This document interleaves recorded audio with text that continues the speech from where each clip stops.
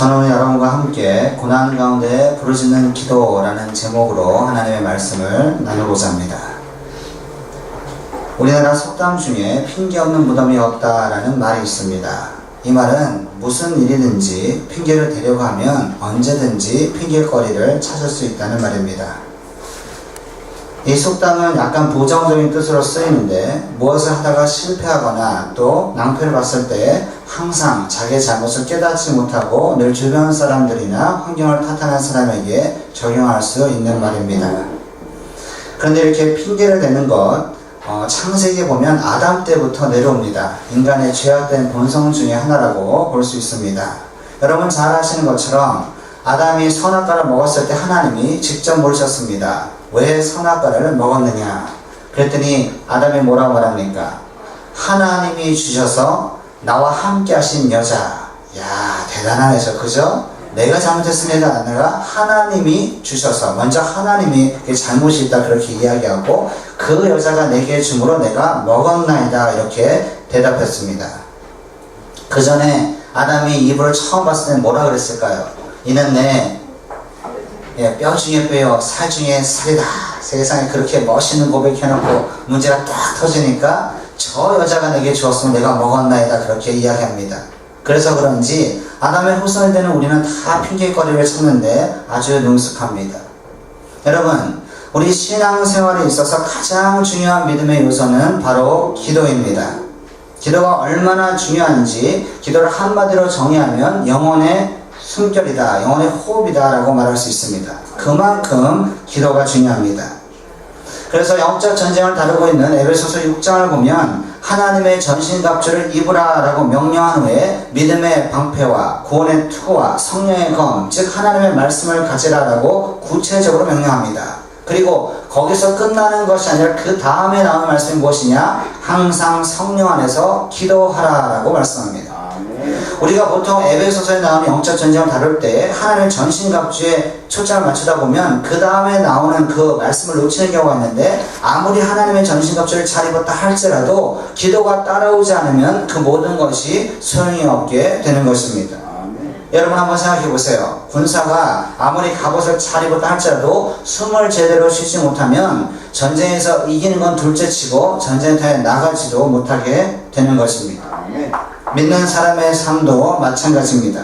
아무리 강한 믿음을 가지고 있고 하나님의 말씀을 붙들고 있다 하더라도 기도하지 않으면 영적 전쟁에서 승리할 수가 없는 것입니다.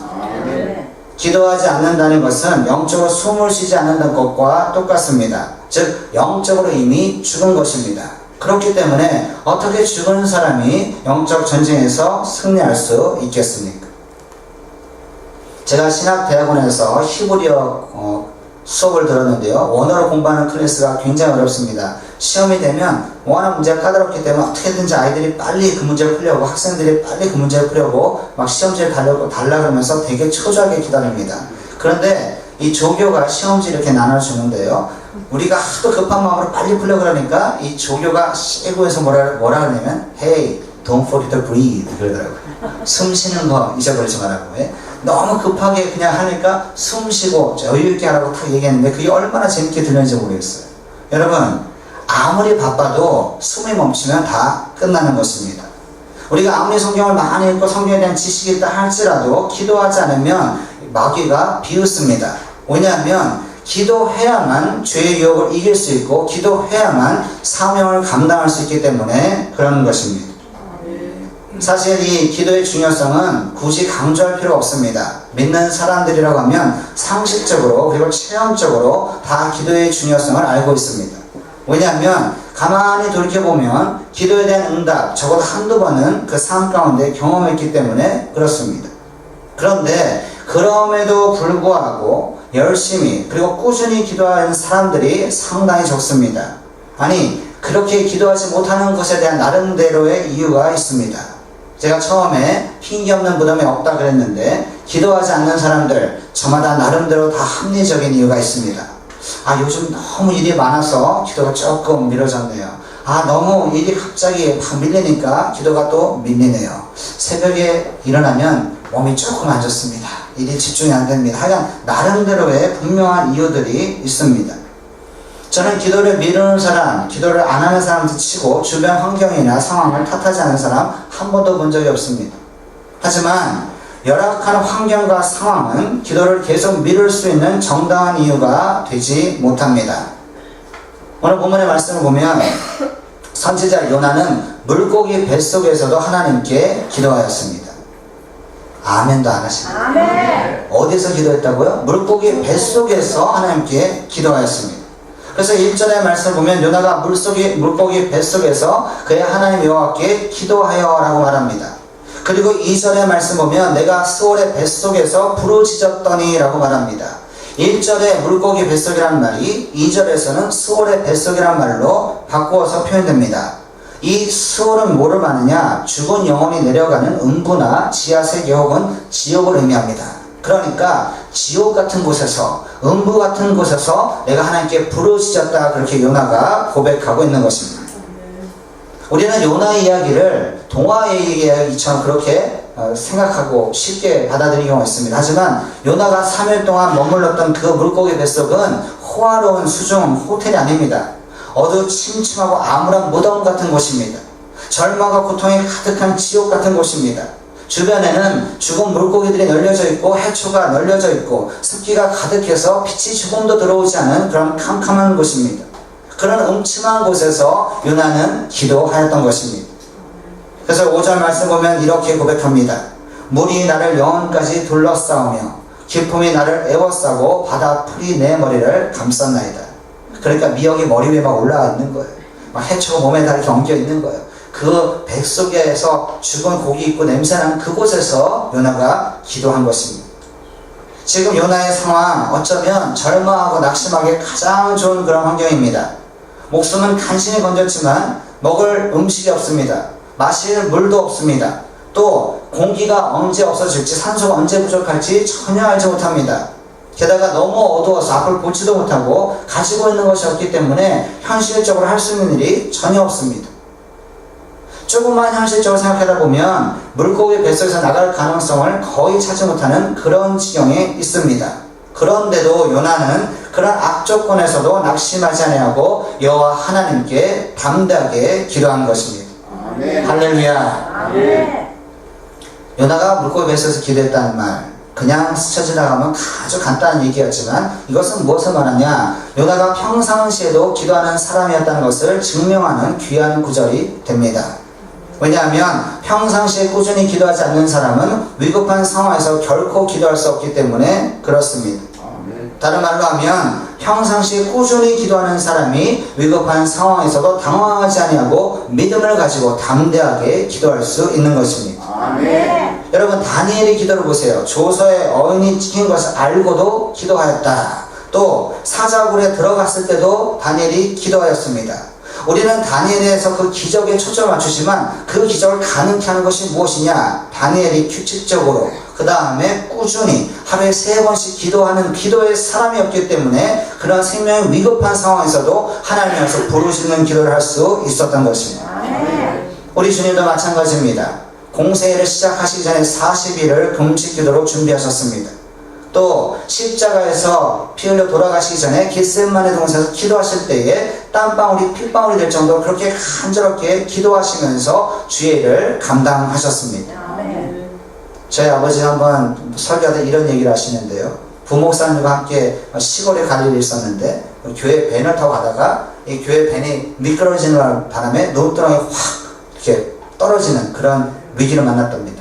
이 갑자기 교회 밴이 가다가 미끄러지면서 논두렁이 확 떨어지는데 저희 아버지는 쫙 그랬고 부교육자 부목사님들은 엄마 그랬다는 거예요. 너무 재밌죠? 기도하는 사람은 급할 때 주여가 나오지만 기도하지 않는 사람 급하면 엄마가 먼저 나가는 겁니다. 네? 어쩜 똑같이 한 사람도 빠지지 않고 저희 아버지는 쫙 그렇게 부르짖었는데 다른 보다 엄마 그러더라는 거예요.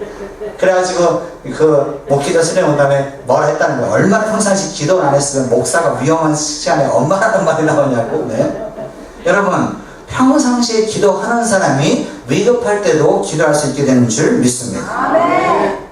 사람이 고난을 만날 때에, 고난을 겪을 때에 고난의 원인을 정확히 알아야 문제가 해결됩니다.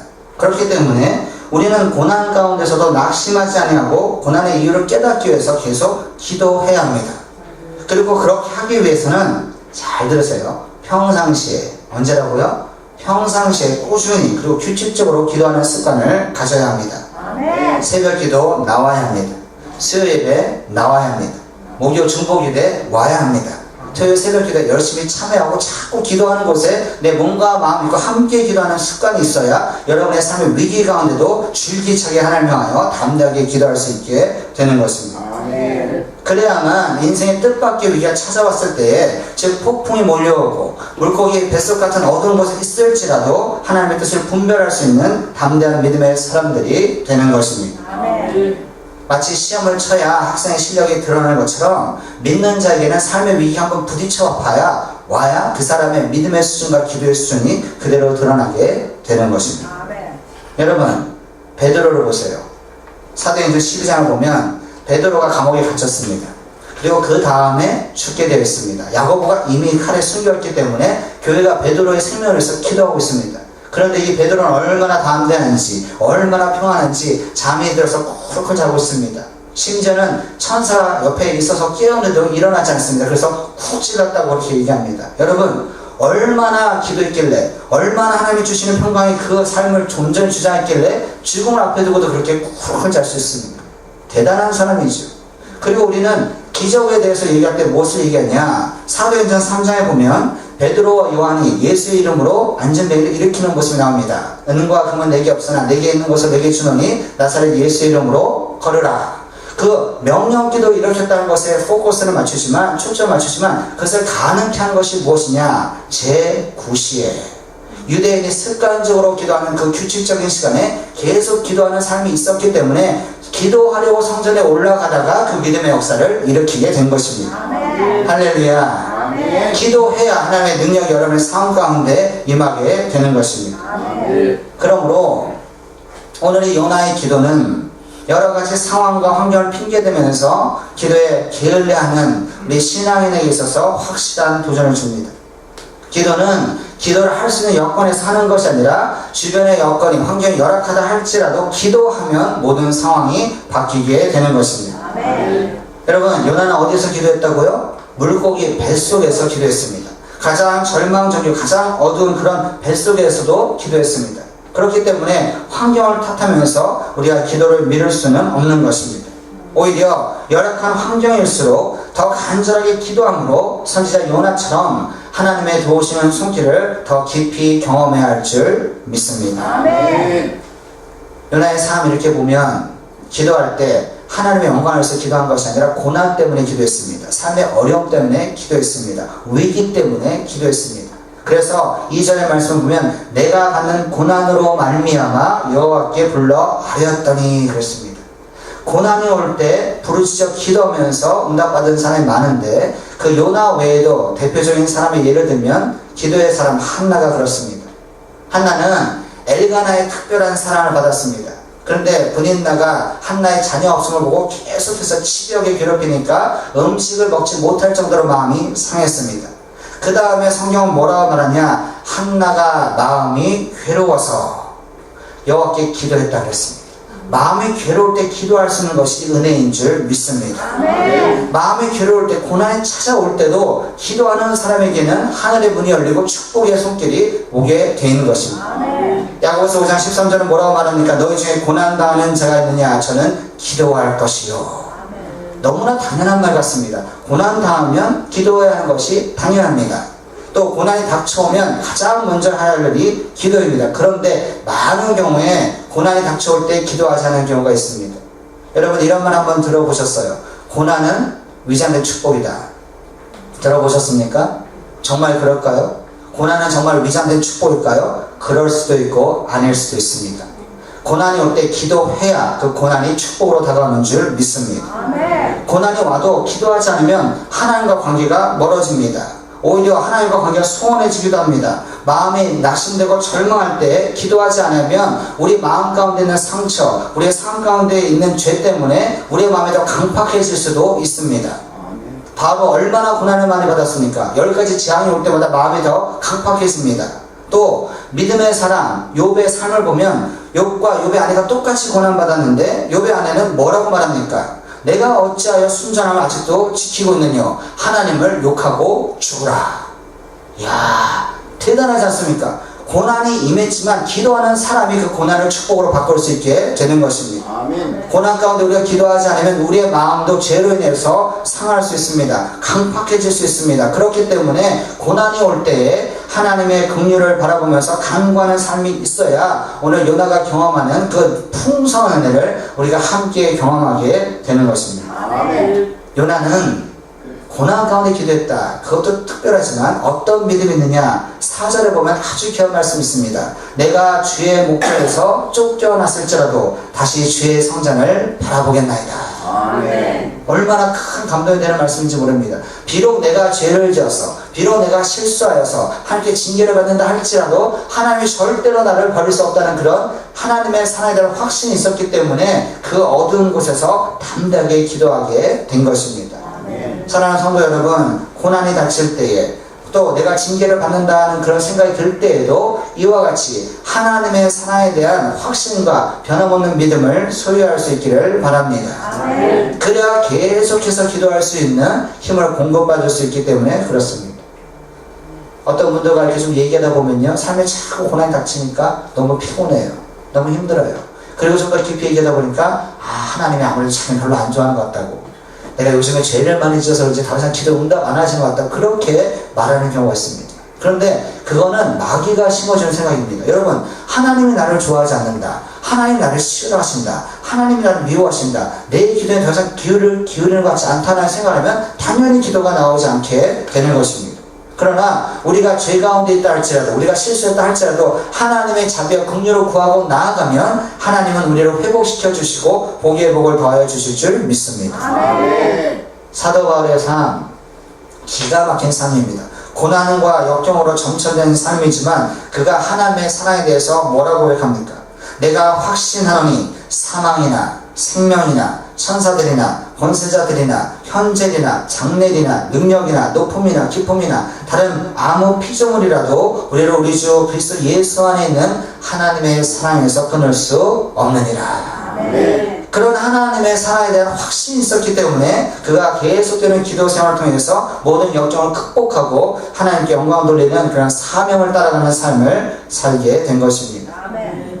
사랑하는 성도 여러분, 기도는, 한번 따라해서, 기도는 축복의 통로다. 기도는 하나님의 축복이 흘러오는 통로일 뿐만 아니라 하나님의 능력을 체험하게 되는 통로입니다. 그래서 기도하면 상황이 바뀌게 되어 있습니다. 아멘. 패트릭 존스톤 선교사가 기도에 대해서 이런 말을 했습니다.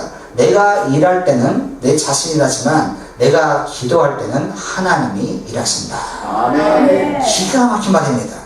기도의 능력을 경험한 사람입니다. 기도의 능력은 자기의 힘으로 할 수 없는 것을 하나님이 하신다는 것에 있습니다. 아멘. 즉 사람이 아무리 열심히 일하고 계획한다 할지라도 하나님이 한 번 역사하시면 그 모든 것을 다 뛰어넘는 기가 막힌 역사가 일어나게 되는 것입니다. 아멘. 우리의 눈에 불가능해 보이고 우리의 눈에 어렵게 보인다고 해서 하나님께 어려운 것이 결코 아니라는 것입니다.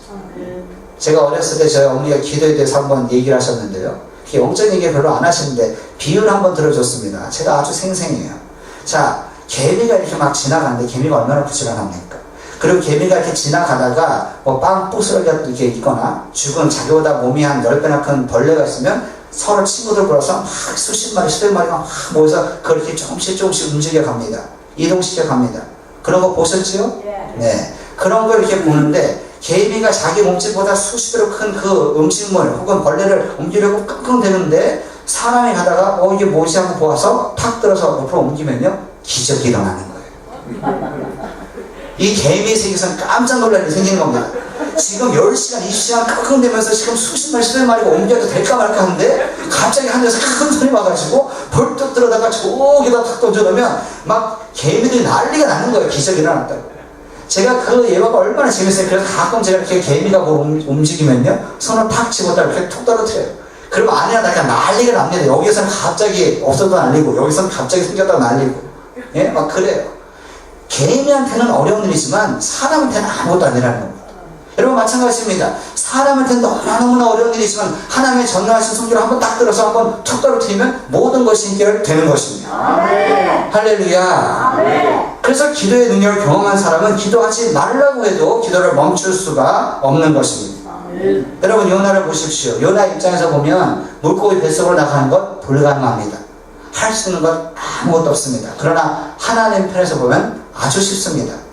뭐 손가락도 움직이지 않습니다. 그저 물고기를 토해내라. 그럼 거기서 그냥 토해내고 이 모든 문제가 다 끝나게 되는 것입니다. 아멘. 여러분 기도할 때에 하나님의 도우시는 그런 능력이 여러분의 삶을 주장하게 되는 것입니다. 아멘. 교회도 마찬가지입니다. 교회도 기도해야 영적인 능력이 움직이는 살아있는 교회가 되는 것입니다. 아멘. 아멜렉 전쟁을 보면 전쟁에서 싸우는 사람은 여호수아입니다. 그런데 그 싸움의 승패가 여호수아에게 달려있는 것이 아니라 뒤에 산에서 기도하는 모세에게 달려있습니다. 모세가 두 손을 들면 이기고 모세가 두 손을 내리면 전쟁에서 집니다.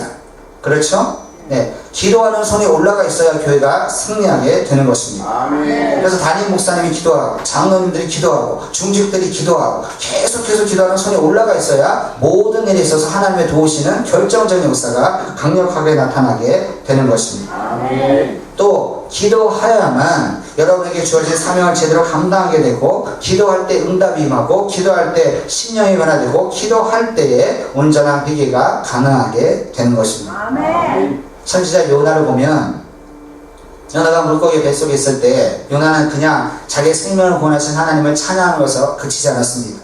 하나님의 뜻을 분별하기 위해서 기도합니다.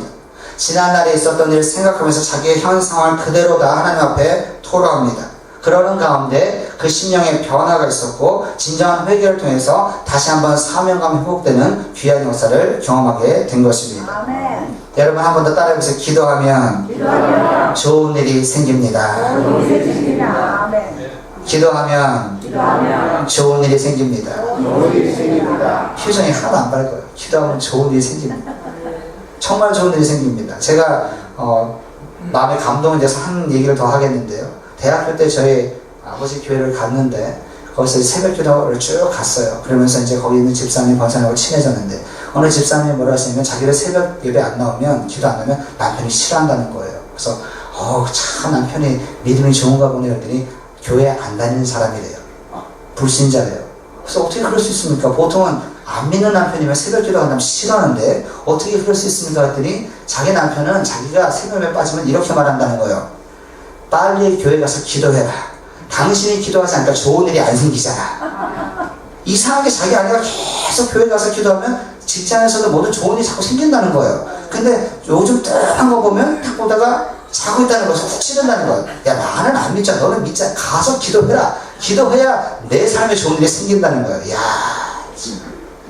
여러분 따라하세요. 기도하면 기도하면 좋은 일이 생깁니다. 좋은 일이 생깁니다. 하나님이 도와주십니다. 하나님이 도와주시고 그래서 하나님의 사람은 어떤 일을 감당할 때 기도하면서 하나님의 도우시는 손길을 경험하고 기도하면서 하나님을 더 깊이 체험해야 되는 것입니다. 아멘. 이제 말씀을 정리하려고 합니다. 요나는 물고기 뱃속이라는 열악한 환경에서 기도했습니다. 여러분 환경 탓하지 마시고 또 상황 탓하지 마시고 기도의 사람이 될 수 있기를 바랍니다. 아멘. 또 고난이 올 때 원망하고 불평하고 거기서 마음이 강팍해지는 것이 아니라 하나님의 긍휼을 구하면서 더 엎드릴 수 있는 믿음의 사람 될 수 있기를 바랍니다.